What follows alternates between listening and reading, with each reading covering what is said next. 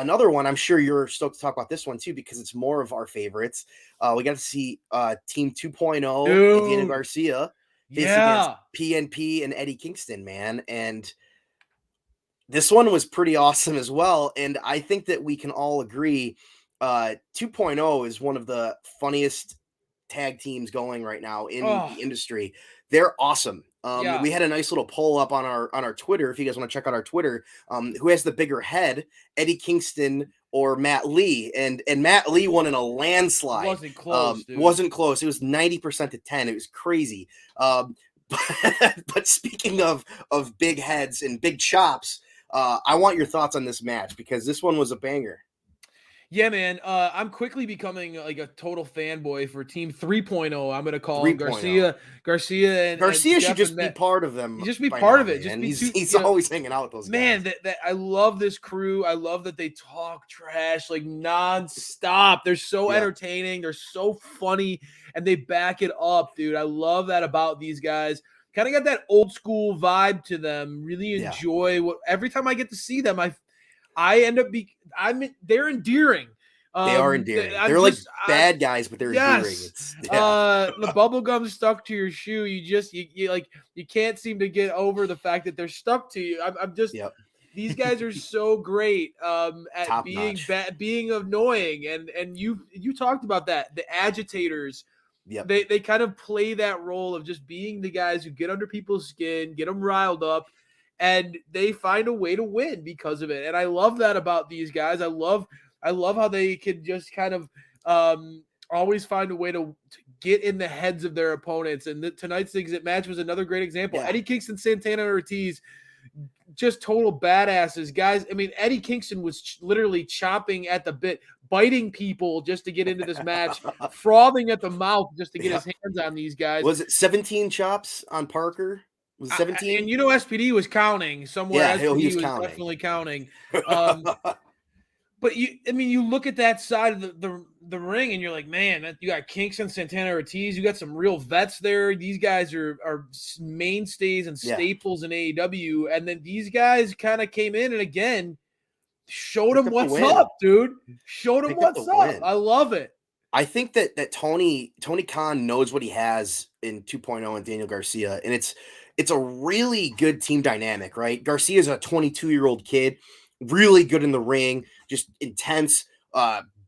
He doesn't wrestle like he's 22 years old. He wrestles like a veteran. That guy's really fantastic. And Parker and Lee are just hilarious, and they're these, but they can also go, which makes it work. You know, if they couldn't go in the ring, it wouldn't work, but they can. Mm-hmm. You know, so they get in everybody's heads and they do their thing. And you know, I don't understand people that don't enjoy it. I get it. They're kind of annoying and heels, but that's the point. That's their end game. They're trying to get in your head, and it's really fun to watch. And I want to know where they're at in a year, because I think that they could have a really interesting tag title run because of how annoying they are. Yes. They could just really bother everybody else in the division. And like tonight, you know, they made Eddie Kingston so mad that when Chris Jericho came out to help them, Eddie Kingston wanted to murder Chris Jericho. Right? You know what I mean? Like they annoyed him so much. Exactly. And you know, obviously Santana and Ortiz, they have a big relationship with Chris Jericho. So Eddie has no reason to get as mad as he did, but they really got under his skin tonight, man. Yeah, and the role of agitators is kind of like it's kind of a lost art right now, and it's needed in the AEW tag division because you're starting to see like the Acclaimed are getting vibes sometimes where that you could see them starting to become more popular, and you could potentially they're going to be baby faces. You could see them becoming baby faces long term.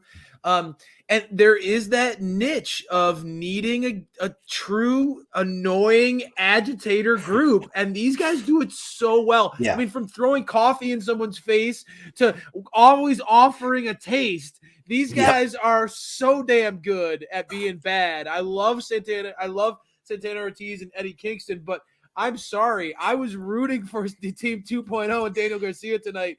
And I'm so glad to see that AEW seems to really, like you said, they see what they have with them. Yep. They see that there's a lot of potential in this crew, and I like that they're leaning into Top notch. allowing these dirt bags to actually be able to back it up a little bit. So often we see these kind of acts as lifelong wrestling fans. Think of how often we see these kind of acts, talk the talk, but always get their legs cut out from underneath them. Never be able to really back up their trash talk. Yep. And this is a group that seems like they can do that. I love that as Yeah. Team Heel. We need more of that.